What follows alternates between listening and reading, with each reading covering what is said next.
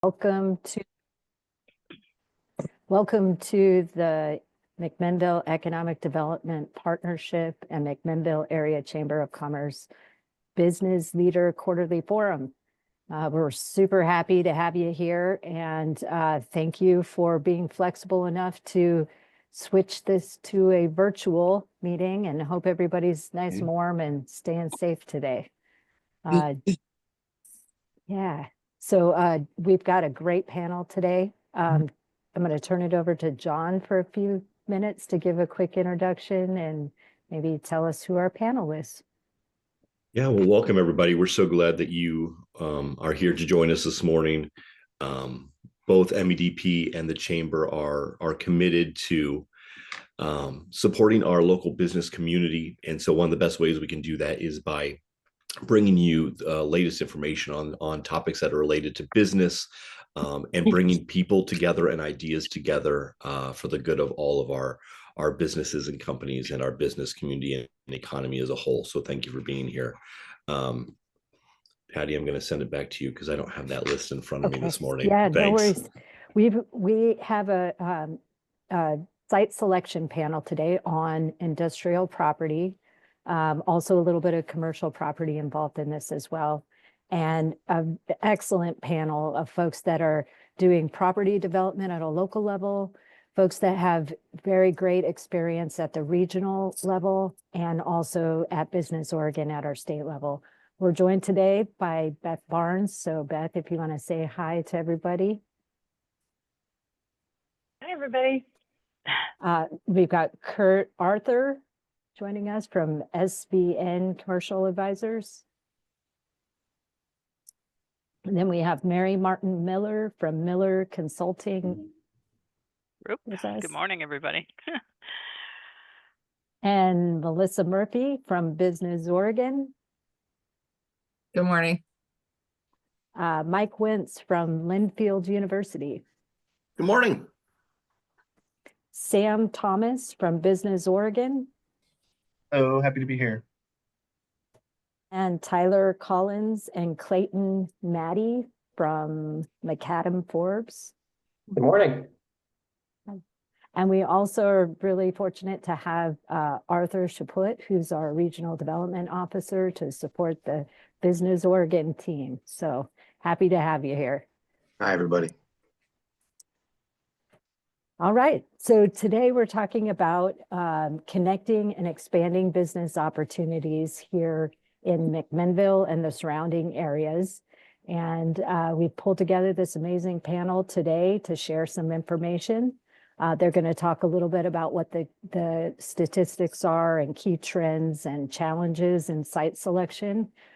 We had hoped to give you time to network with the folks afterwards, so please make sure you're jotting down phone numbers and email addresses so you can connect at another time. And we'll make sure that this slide deck and presentation is available on our websites. All right, so we're going to kick things off this morning with the panel discussion, and Kurt is going to kick us off with a discussion on the regional level. Yeah, well, thank you, and I really want to acknowledge Patty and John. Thank you guys very much for putting this together. That's great, and it's a really good panel. Patty, are you going to be doing a slide deck? Correct. Yeah, That's great. I will okay. Put it up. Well, we went ahead and our company, SBN Commercial Advisors, we have offices in Salem and down in Eugene. We are a part of a much larger, we're one of the top 10 commercial real estate brands in the United States. We have 220 offices across North America, and we're all independently owned and operated.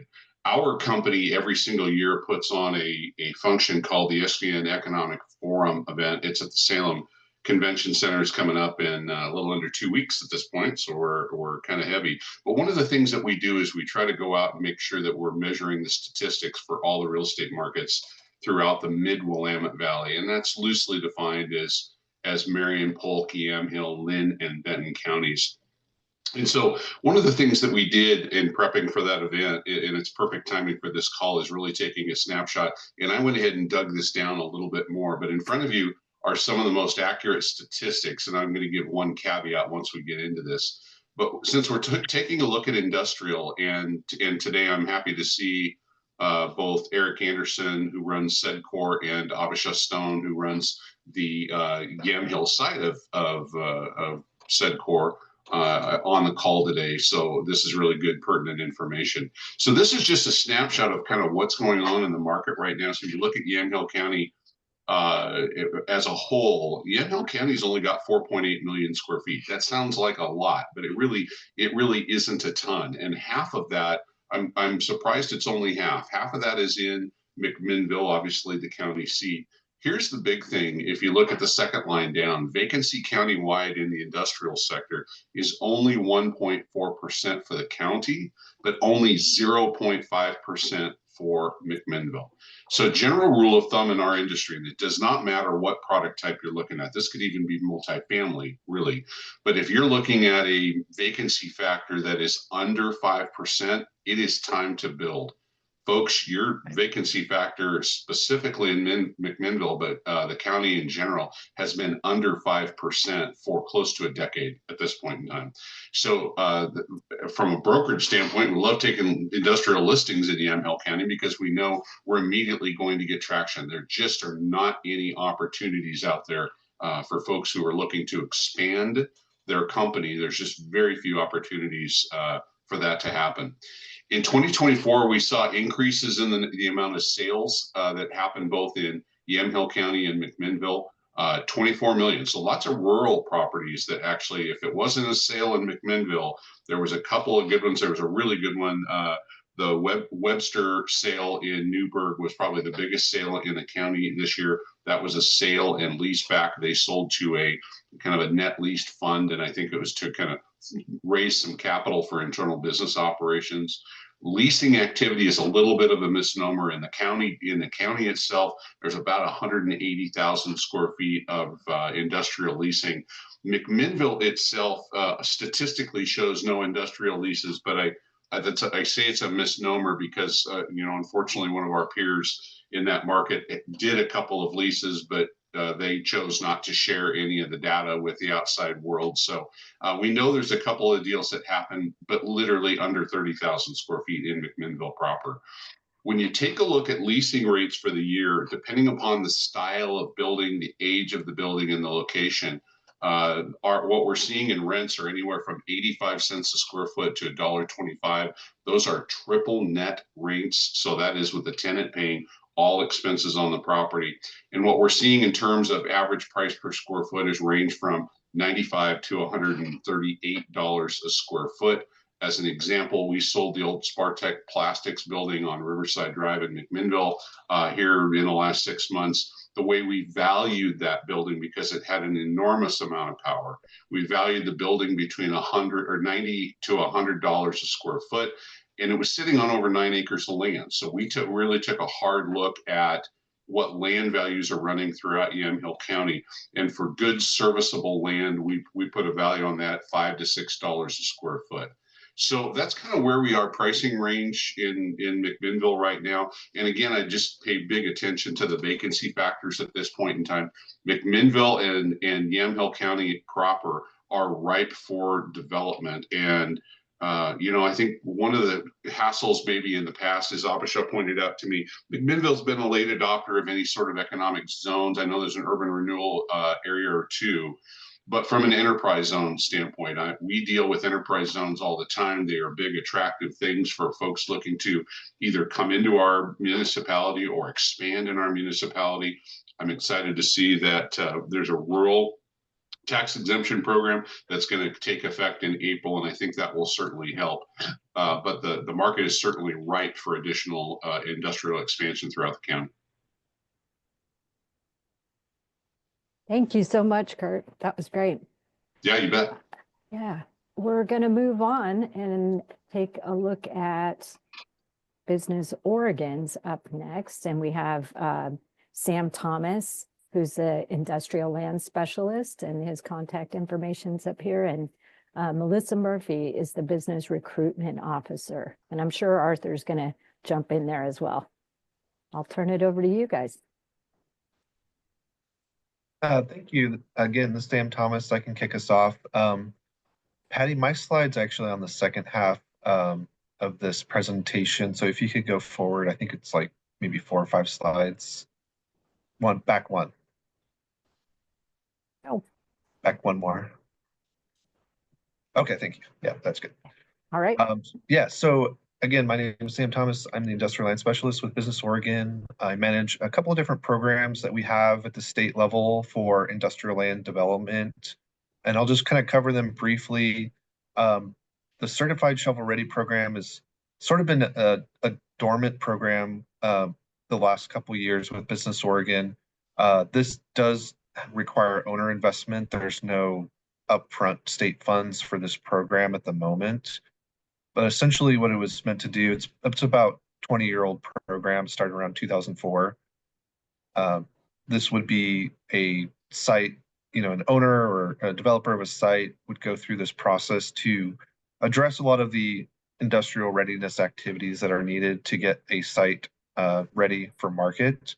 And there's various shovel-ready, certified shovel-ready program sites around the state. I think I counted there's close to 100 in total.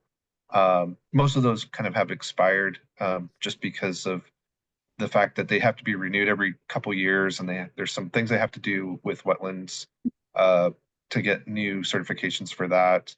So a lot of these sites are still potentially available, but they may have lost that certified shovel ready status. So that's something we're looking at. How can we re-gear this to today's development environment?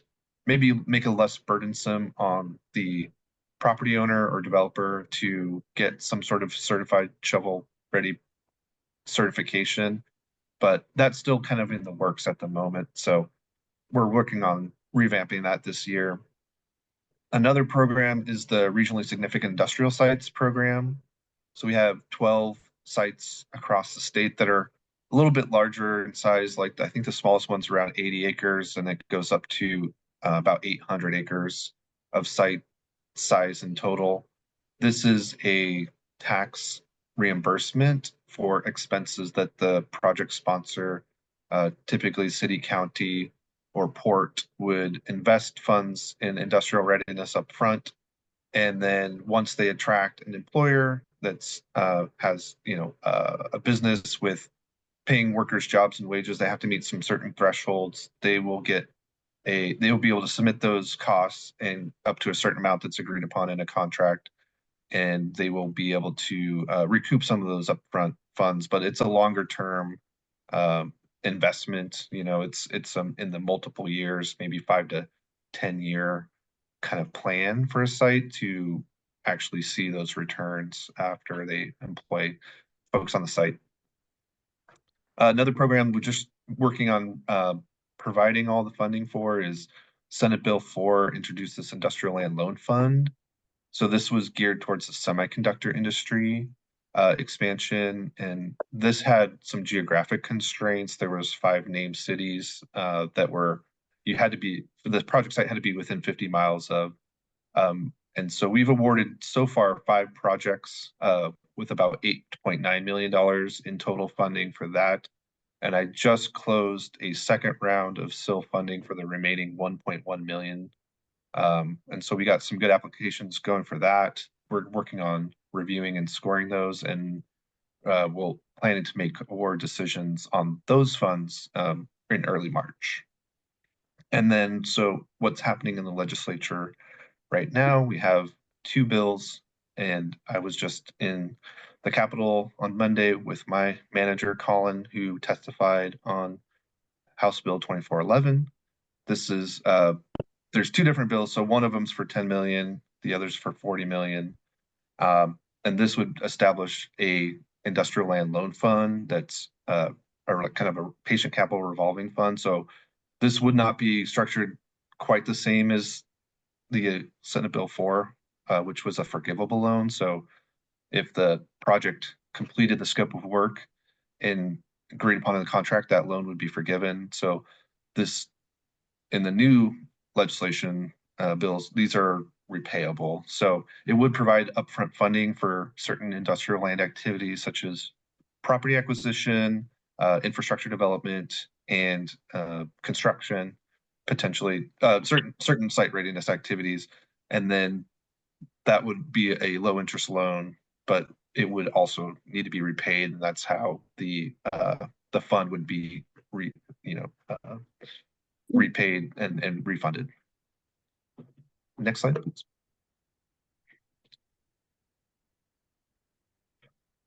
So this is just to give you a picture of locations of the 12 RISA sites that I mentioned. You can kind of see the geographic disbursement of these, and then also the acreage and the project costs that were agreed to, and also the estimated jobs. Next slide.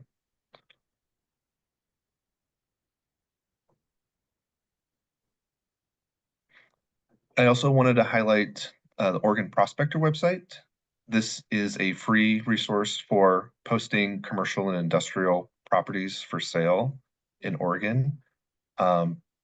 If you don't have an account, please reach out to me.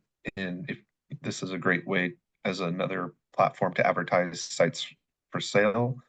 Another important part of this is to provide our business recruitment officers have a way that they can provide listings to site selectors or potential businesses looking to locate in Oregon.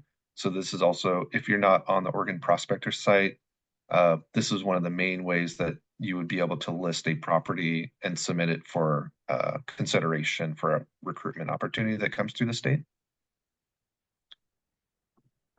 I think that was the last slide. Okay, great. So happy to answer any questions.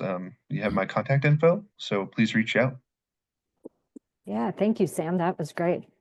Really appreciate that. If you haven't been on Oregon Prospector, it's really a great site that the state offers. All right, we're going to shift gears. Hang on, I'm going to flip back slides. So if you get car sick, and we'll get started with Melissa. Hi.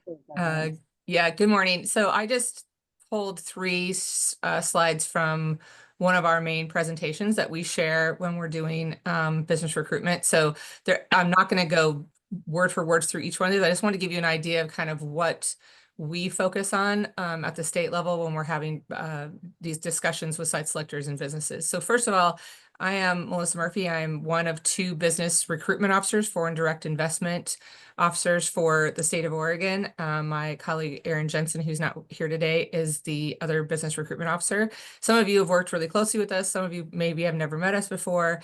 But in general, the Business Oregon is sort of the gateway to business expansion projects that are looking at the U.S.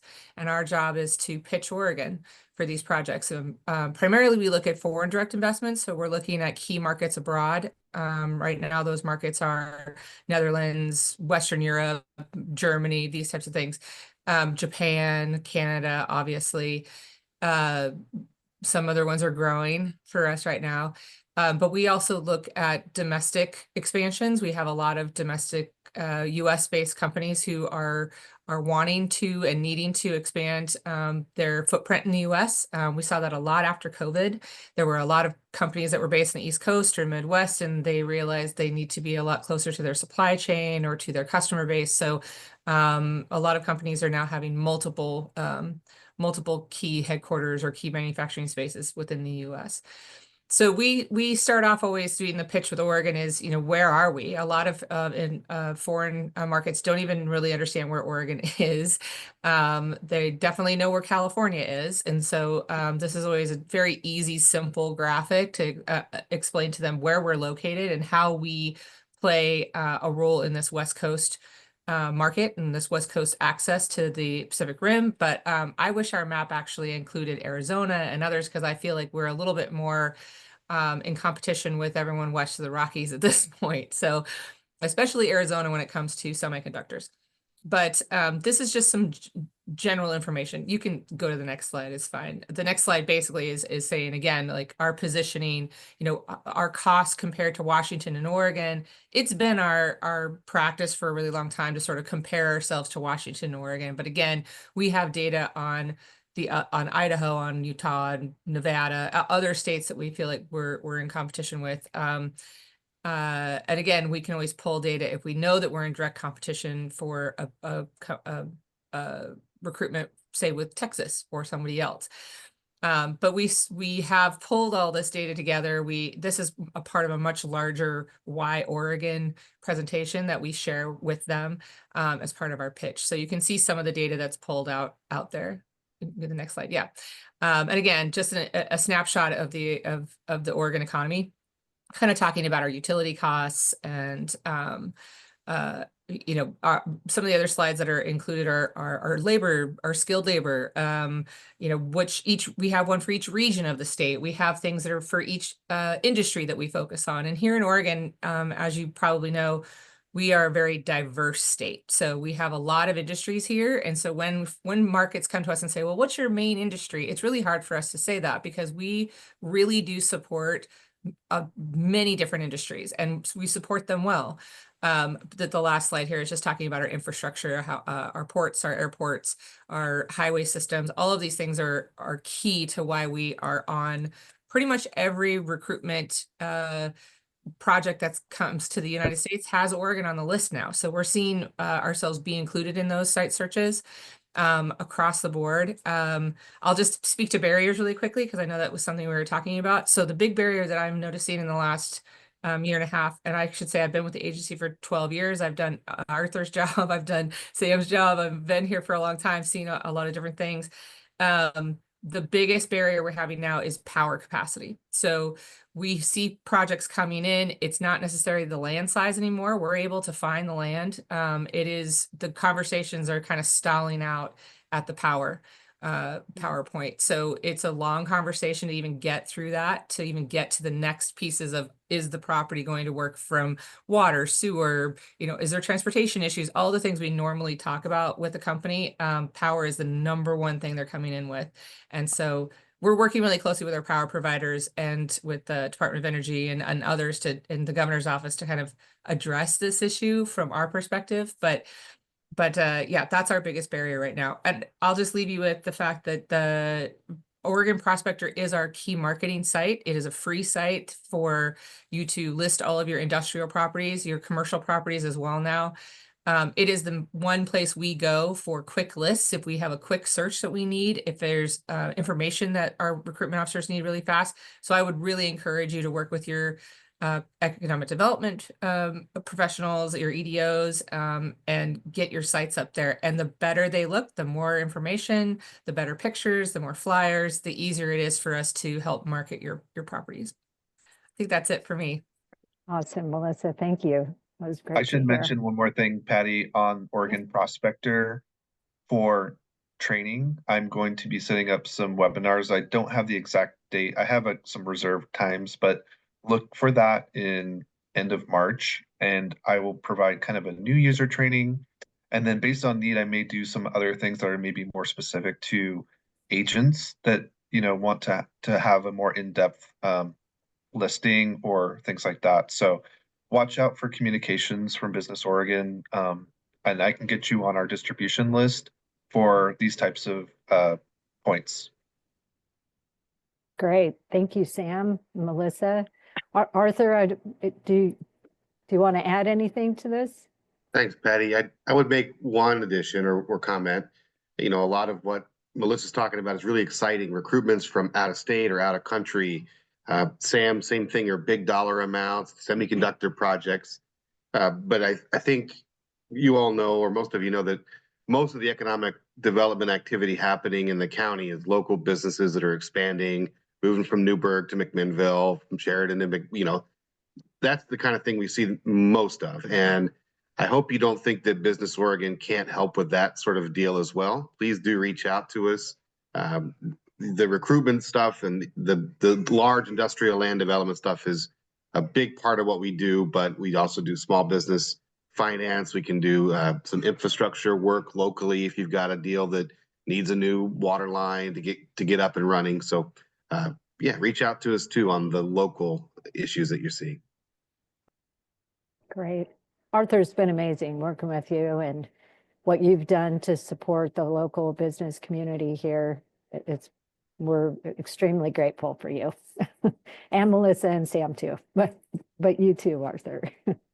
All right, we're going to move on and take it to a local level, get really down to the meat and potatoes of what happens in our backyard.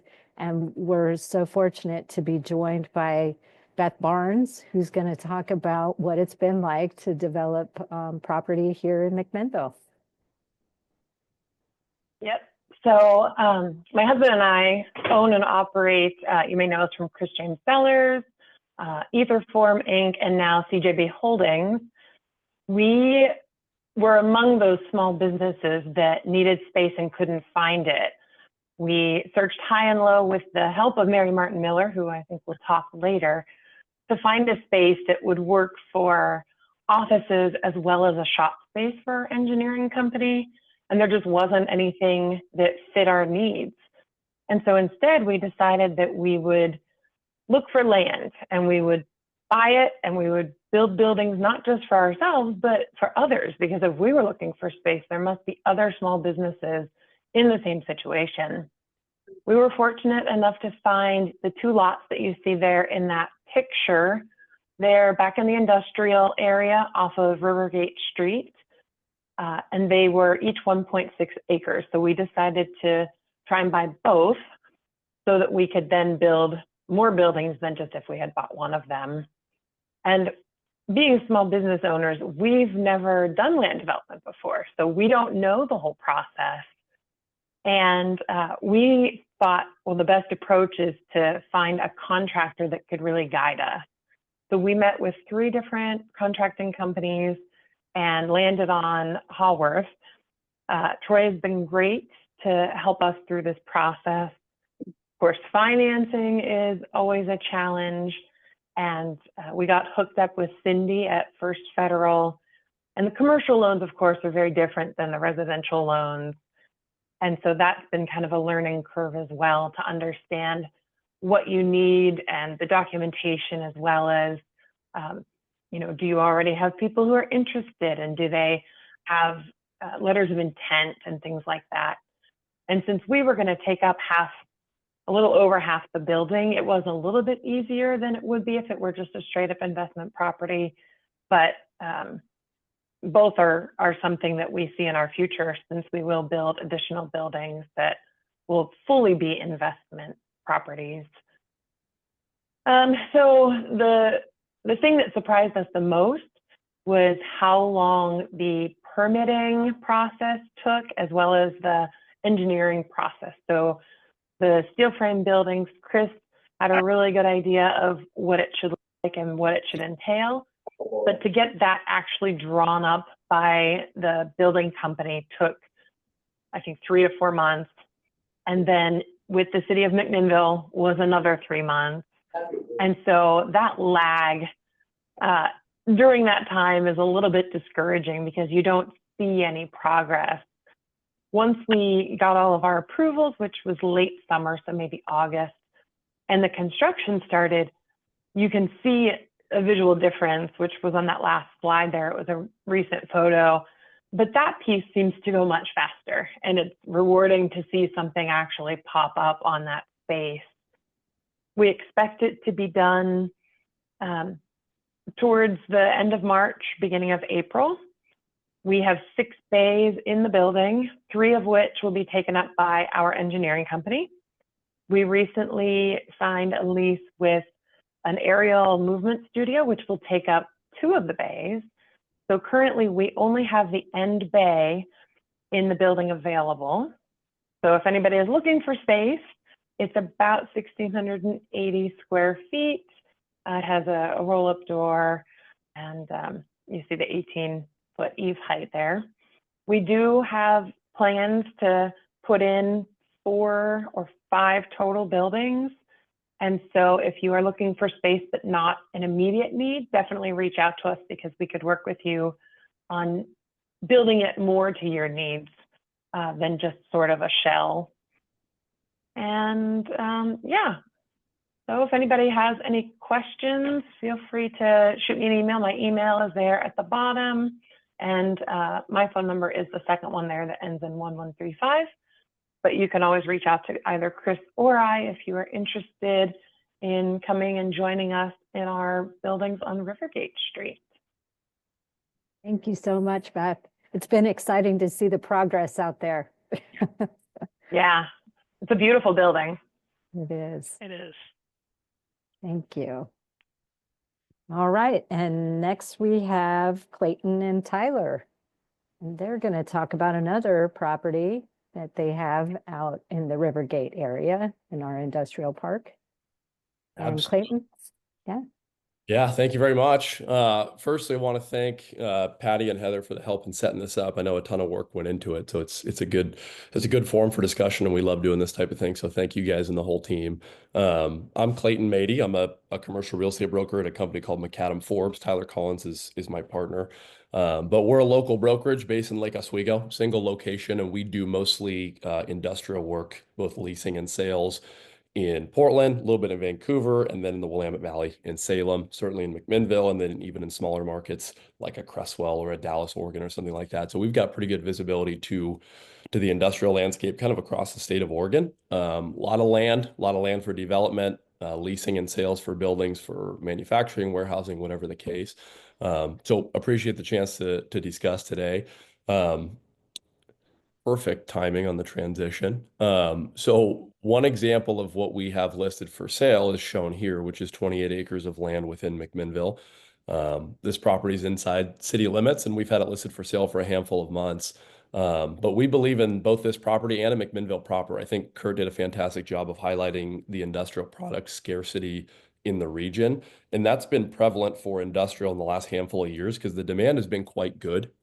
Businesses want to expand. We've seen businesses coming from out of the region into the region. So, industrial lands and buildings have gotten absorbed. They've either gotten purchased or leased, whatever the case, certainly in the Portland metro. Now, when you go further south into McMinnville, the development piece seems to stagnate a little bit. And what we've observed in recent years is that developers are averse to building product vacant in a smaller market like McMinnville, and they call that building speculatively. So just building a building and just hoping that someone will come along and lease it or buy it.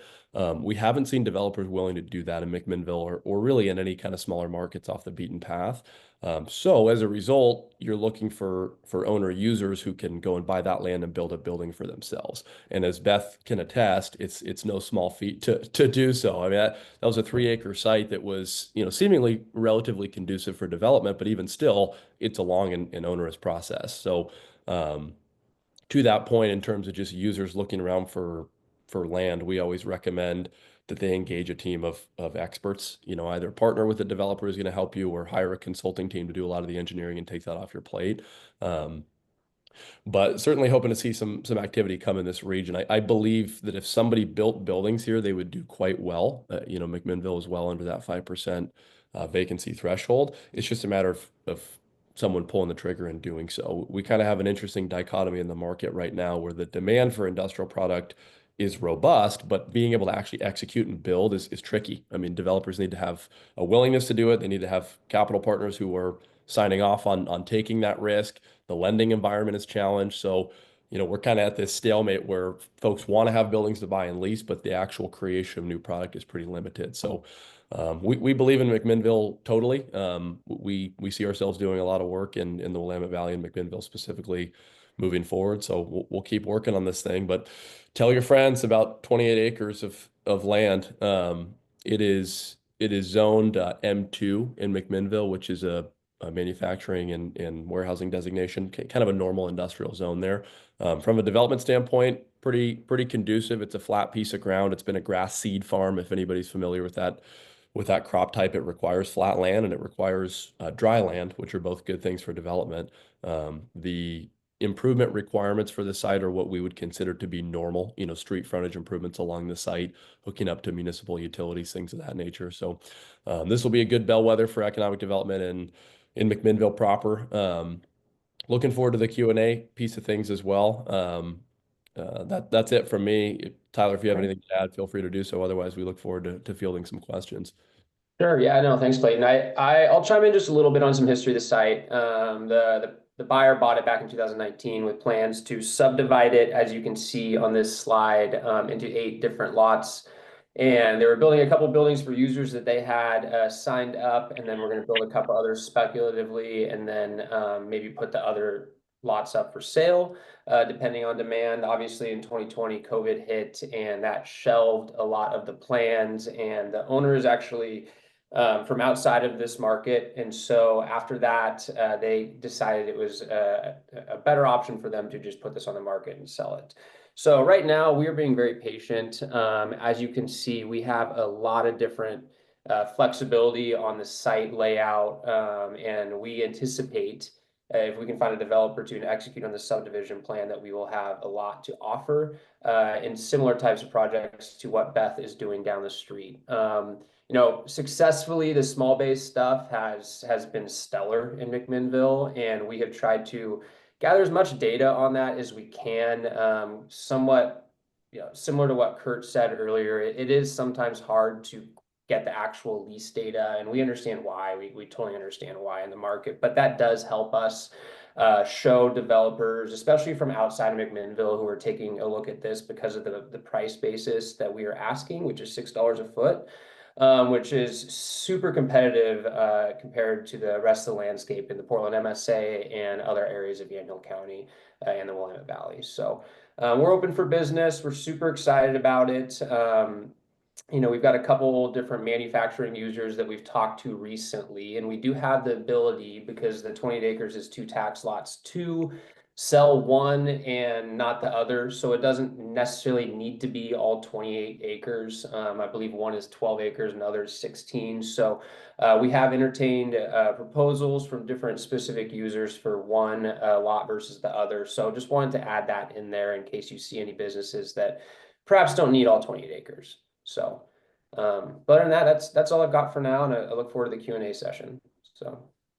Thank you, Clayton and Tyler. If I may throw something in just to back up what these guys are talking about, one of the nice things about Yamhill County, just so everybody knows, is the county itself was pretty void of outside even regional investment or developer properties until very recently. We did a project here in Salem with Pacific Northwest Properties out of Portland, and 5-6 years ago, they were really wanting to be in Yamhill County, and they are now. They now have a couple of assets. So I think that that's just the tip of the iceberg, and it's not going to surprise me to see other regional developers looking in that area for, you know, Newburgh's just not that far outside. It's not Mac at this point, but it's just not that far outside of Portland. And again, I think at $5-6 a square foot where these guys are at price wise, it's going to be very attractive for folks who are just tired of looking at $15 to $20 a square foot for dirt in Portland.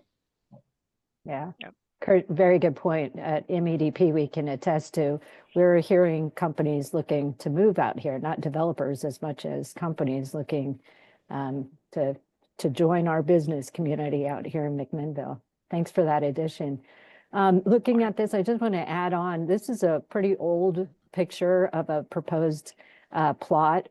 But if you look up here, obviously Rivergate, Beth and Chris's property is at the other end here. But this section, I don't know if you can see it with the arrow on Colvin, you know, that's been built out. So if you haven't taken a trip in the industrial park, just drive around, or Heather Hadley Blake likes to go on bike rides with her husband out there. So, you know, maybe you want to take a trip out there and check it out. Also on this side on Colvin Court there, McMinnville Industrial Promotions has purchased a piece of property that abuts this, and Mary Martin Miller's next up, and she was very instrumental. This was one of her listings, and really exciting that McMinnville Industrial Promotions, which has been doing industrial property development in McMinnville for over 70 years. So Mary, I'm going to turn it over to you so you can thank talk. you. Thank you very much. As you all know, I'm Mary Martin Miller with Miller Consulting Group. We have a small but mighty group, myself and Mike Morris, and we have a lot of support people. We are Yamhill County specific, so we do lots of commercial and industrial development work. We also do tons of leasing in the county. So I want to tell you about some of our experiences so that you see kind of what we see on the ground. just for background, I've been in the business about 23 years. My background is actually in industrial. I worked for General Motors and several other large Fortune 500 companies in the industrial sector. And we see that industrial's where it's happening. I mean, that's where our focus can be, because that brings jobs and family wage jobs. So we're all about that. Just to give you some comments about site selection and what happens in Yamhill County, we service a lot of owner users. There's a ton of people, as Clayton brought up, that there's people looking for, our average user in this area is looking to expand, and they're looking for 1-acre sites, 3-acre sites like we found for Beth, or 5 to 10-acre sites. It's a lot harder to get those bigger chunks going yet. Some of the barriers, I think, realistically to our area is that we have a good workforce, and some of that workforce is skilled and some is not, but our labor costs are less. Our obviously in McMinnville, it's great that we have McMinnville Water and Light. Our cost for utilities is somewhat lower, and even the cost, as much as we're fighting over $6 a square foot, overall our costs tend to be a little bit lower. So that makes it very, very attractive. There's a lot of people coming from outside of the area, and I'm sure Kurt and others can attest to this, people looking to get out of the metro area or bigger city situations. And I think as technology changes and all these needs of all these different companies, different things we're doing with AI and other things that are coming up in the future are going to dictate that we don't necessarily need to be as close to I-5. And that's been an issue too, just getting out here. So you all know about what's going on with the second phase of the bypass, but there's other things that make our area very, very attractive. Touching on workforce, I think McMinnville does a great job of trying to work with the Chemeketa. In Newburgh, there's PCC. We have programs that McMinnville Economic Development Group puts on that has to do with development skills and other skills for workers. I think one of the things we could do in our area is actually work with, one idea I came up with was just working with military vets. They end up coming out of the service, and they usually have administrative or management skills. They also have other skills that we would want. So I think the two things holding us back, and in many cases around the state, are housing and workforce development. But as far as site selection, as Kurt pointed out, it's super, super tight. And we are ripe for something to happen here, because there's just very little to work with. When people call us, we get lots of calls. I want to expand. I want to do this. I would like to get into the county for the first time. We take people around, and there's a few choices, but it's tough. So I think we're at the point where we can see a lot of development happening here in the county. So that's very, very exciting. Those are my comments, but I look forward to questions from y'all later. Thank you so much, Mary. That was great. And we're going to take a little bit of a different turn here to focus a little bit on commercial development. And there's a really exciting property that Linfield University has. And I'd like to welcome Mike Wentz to talk a little bit about what's happening at Linfield. Thank you, Patty, and thanks, John, for having us. We're very excited. If you want to page down to the next slide with the picture, we've had a property that Linfield has owned for some time, for several decades, at the south edge of our campus. That is about 76 acres. You can see there's the big kind of odd-shaped massive undeveloped land at the south edge, and then also the triangle-shaped property on the other side of the railroad tracks. And we are looking to activate that, looking to looking to bring that online for development. It's got a mix of zoning, some commercial, some residential. And we've contracted with Leland Consulting Group to begin to prepare to bring this space online. If you look at the south edge of the road running at the south edge of the property is Booth Bend Road, and there's an industrial development on the south edge of that. So we're very adjacent to some ongoing work. And our hope, our goal is to bring this on. But as we study the property, we think that this is kind of one of those things that's best suited to a phased approach. So looking to develop pieces in an order that makes sense. Our goals at Linfield, as we look forward, the market for higher education, as many of you know, is strained by demographic challenges and demographic trends and enrollments that make the sort of need for space. And this used to be one of those pieces of property that we thought of as being a really high option value space. But as we look forward, demographics are not suggested of substantial growth in student enrollment. And so now we're thinking about this as a way to both generate revenue and also find hopefully some synergistic uses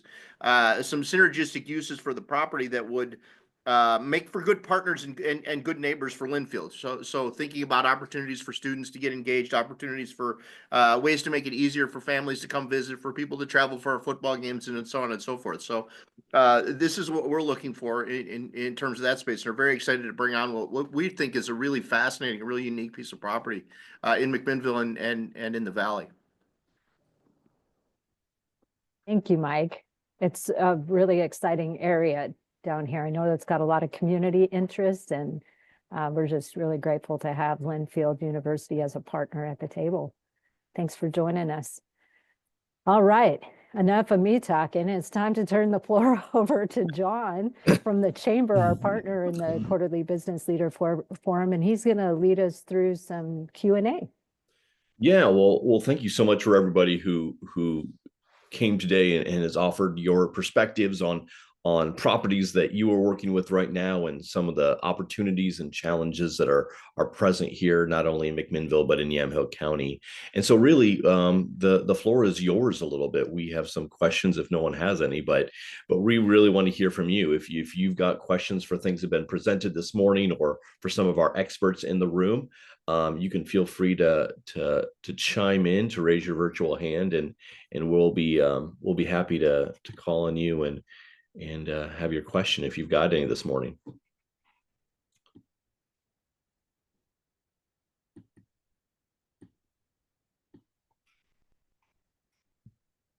All right, we got a question from Ty Darby.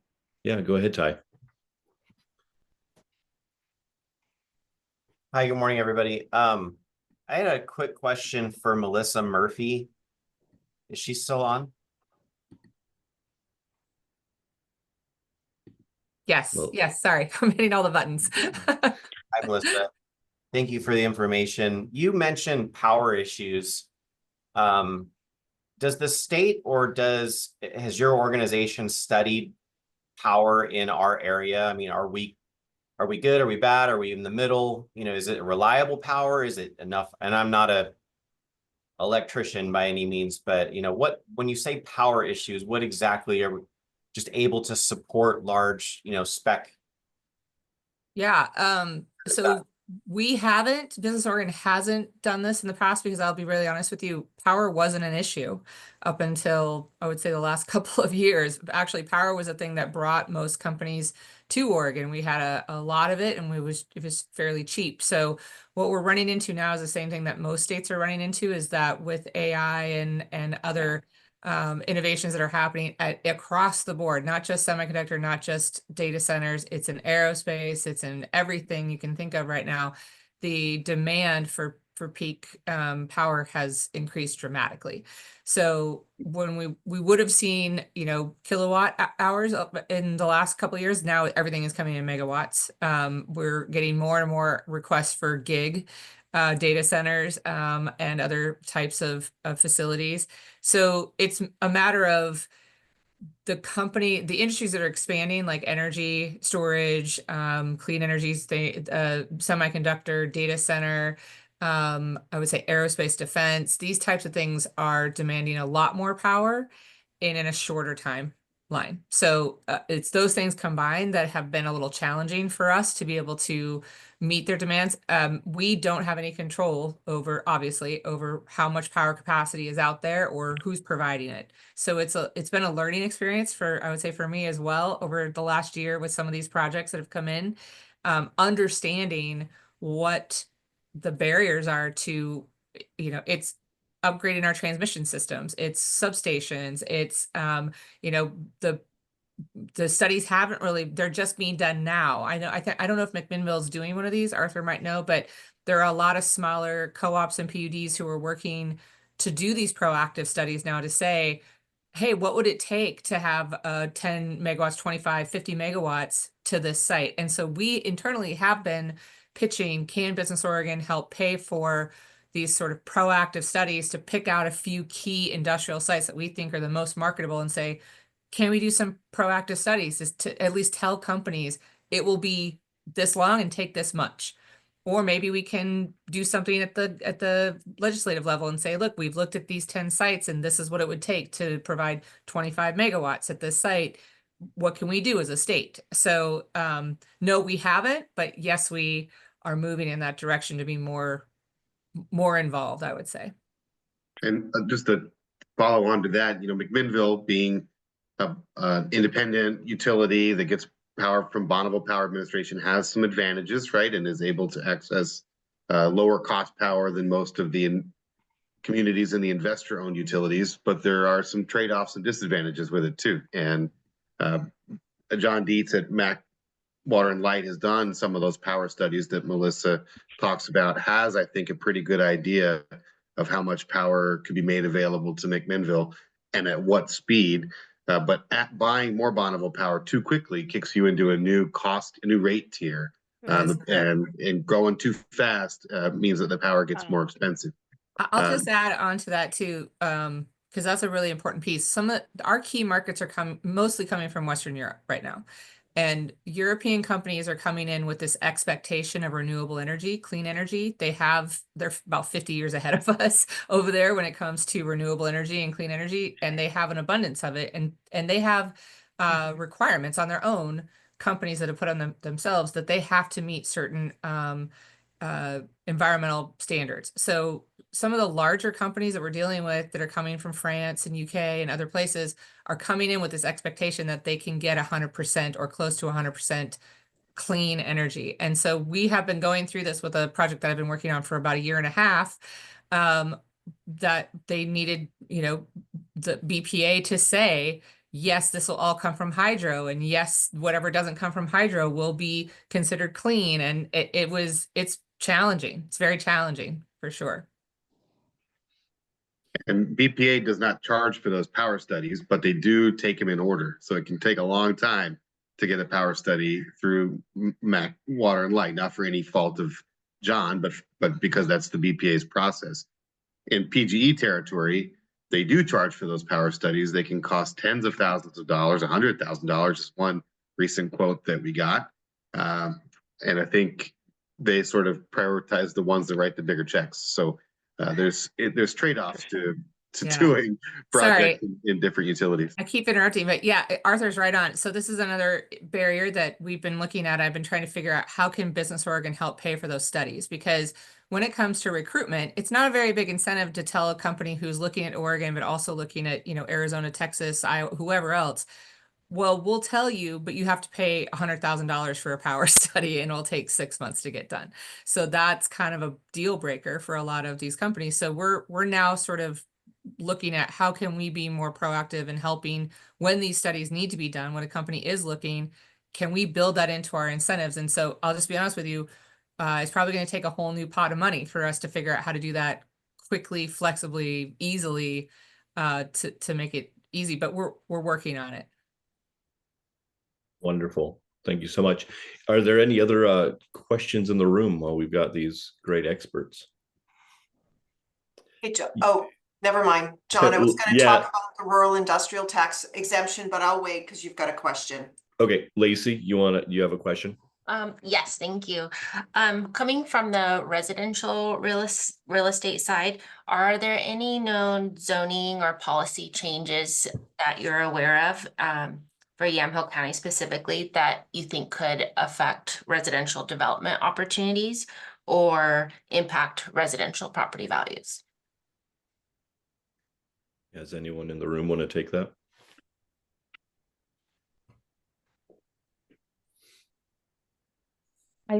I'll just say, I can jump in there and say, we don't have a planning expert in the room to talk about that, but we'd be happy to follow up with you and from a city perspective. And, you know, I'm sure Joya can help us at the county level as well. Yeah. Lacey, if I could put my two, go ahead. Okay. Sorry, Patty. No, you go for it, Kurt. One of the analogies we always tell people is residential is a key component to the growth of commercial properties because commercial growth follows the growth of rooftops, right? And one of the reasons why I'm such a big proponent of what we're doing here, what SEDCOR is doing, is we talk about traded sector jobs, and there's this analogy that, you know, you have a company that brings in traded sector jobs, and the first thing they need is a place to live, right? And then the second thing that they need is there's going to be discretionary funds for insurance, for groceries. So retail is very important. Then they're going to need a dentist and all this other stuff, and that's where office comes in, right? So there's this perpetuation, but the growth of residential and the growth of rooftops really does fuel the need for all sorts of commercial development.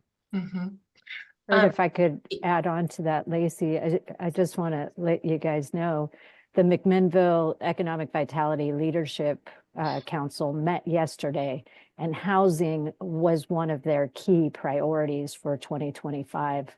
Both infill development, there was discussion about ADU units. I mean, everybody understands the need for residential housing units and how difficult it is to attract a workforce to an area, to attract students to university, families having difficulty with that. So know that your leaders at the Economic Vitality Leadership Council are focused on what they can do to address that. And that's a council within the city of McMinnville. Absolutely. Thank you, Patty, for that. Joya, did you want to share about the rural? I'll be really brief. So the county commissioners approved a ordinance and code for a rural industrial tax exemption. So if you are in the county outside of city limits, unless the city wants to adopt this, you can do an investment of anywhere from $1 million to $25 million and get a 3-year tax abatement for that.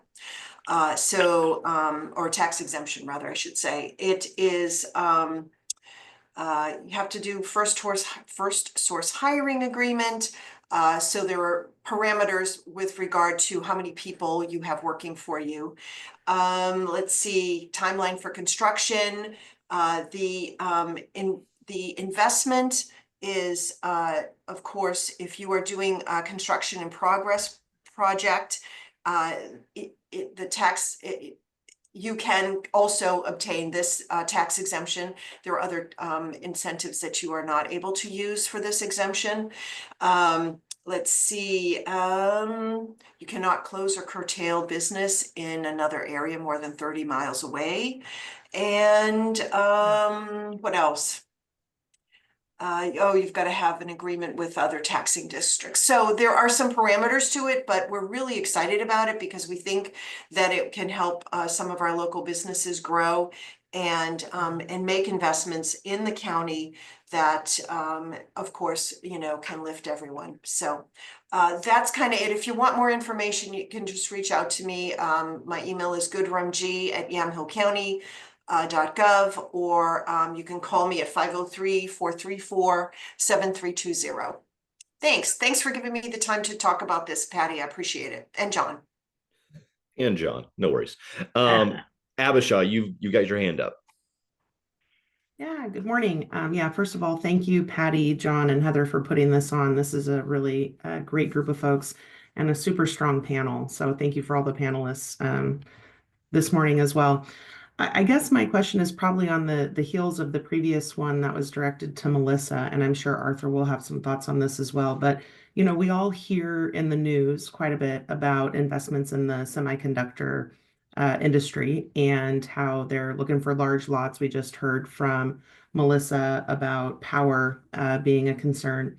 I'm curious, kind of thinking about how McMinnville tends to have a business focus on innovation. There is a sector focus around aerospace and defense.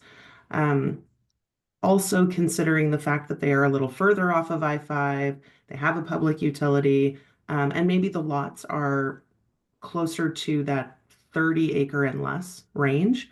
Are there specific industries that you feel would be a good fit for McMinnville? Or are you seeing a surge or a growth in an industry sector that you think would be ripe for recruitment specifically for McMinnville? It's a great question. Yeah, so I think the answer to this question would have been different 5 years ago when Jill was in this position. She had a whole different economy and a whole different focus. Things were very different 5 years ago. Things changed fast. Personally, I think McMinnville is perfectly located. It's exactly where it needs to be. We're seeing, I'll be honest with you, the project I was talking about a little while ago, and McMinnville was up for this project, is a very large aerospace manufacturer, and it's looking at Scappoose. And Scappoose is similar, right? It's not right. It's a little further out from Portland. It's not technically Portland Metro, but that's our job. My job and Aaron's job is to convince these companies when they come in, they all want to be right on I-5, right in Portland, or they know Hillsborough now and that kind of thing. And it's our job to go, okay, we'll look there, but also look at these sites. That is primarily what we always do, is make sure that there's other sites that they can consider, and we are guiding them and educating them on what Oregon has. And so McMinnville is not that far off. You are quick to the I-5, quick to airport, quick to everything. The land is great. It's just because we just need the perfect things to come together, right? So I would say, I don't like to pigeonhole cities anymore. I think we've done that a lot in the past, of saying, oh, that's a food city, that's a wood city, that kind of thing. I don't think that's true anymore. We've seen data centers, and we've seen semiconductor supply chain. We've seen, energy storage. I mean, things have grown tremendously. So, no, I don't think there's just one industry that I would say is right for McMinnville. I think there's many. It's right for any industry that needs to come, because it's kind of Salem's the same way, right? Like, who would have thought that Salem would have been involved in some of these recruitments, because it's so far from Portland, but it's not anymore, right? Yeah. The companies understand that they need to look a little further out. And I think the other thing that's changed too is they're looking at land and power, right? If they can find the land and the power, that's where they're going to go. So I think you guys are positioned really, really well.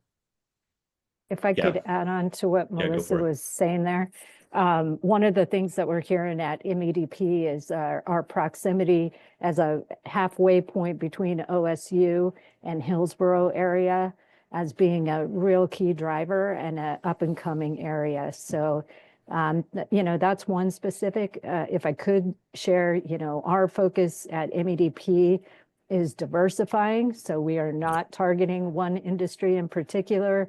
Our board likes to keep things very stable and attract lots of smaller type companies under 100 employers, but we certainly don't say no to large projects, but we definitely have a focus on manageable growth. Yeah. And that diversity of industry has really been part of our strength as a community, that even if one industry is struggling, we have a diversity that enables us to continue to grow and to give us a stability that I think is one of our benefits and a highlight in McMinnville. So John, I just want to make something clear too. When we talk about business recruitment, I want to make sure people realize that we're not only dealing with giant companies. The majority of the companies that Business Oregon is working with they're looking for, 50 acres or less. We do get those larger ones too. We're looking for, companies we're working with companies on a regular basis that are looking to create anywhere from 25 to 100 jobs, right? We're not seeing those the giant manufacturing plants of the past that the state would have maybe focused on thousands of jobs and hundreds of acres. That's not necessarily the case. So to Arthur's point earlier, we work with our regional development officers often on expansions. Like we're looking at, and to Abshaw's point too, like we're looking at how can we grow the industries we have here, and how does recruitment play into that? Like who can I be going after and talking to, and what supply chain company is needed here to support an existing company. That's really the strategy that we have. So I just wanted to make sure everyone understands that the recruitment team is not just looking at giant manufacturing and data centers. Like we are mainly working with, mid-sized companies who are serving these larger industries. Yeah. Thanks, Melissa. I think that's a good point.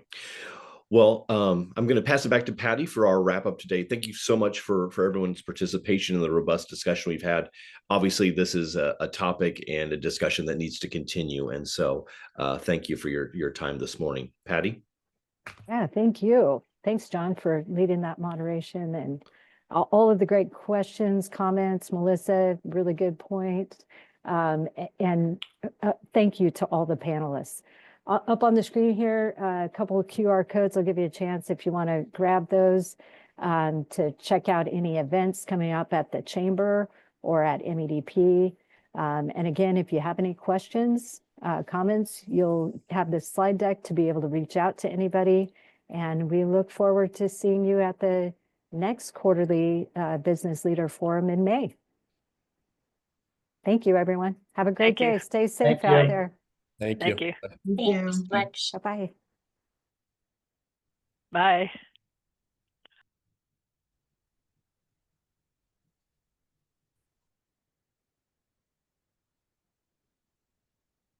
Okay. Good job, guys. Be safe.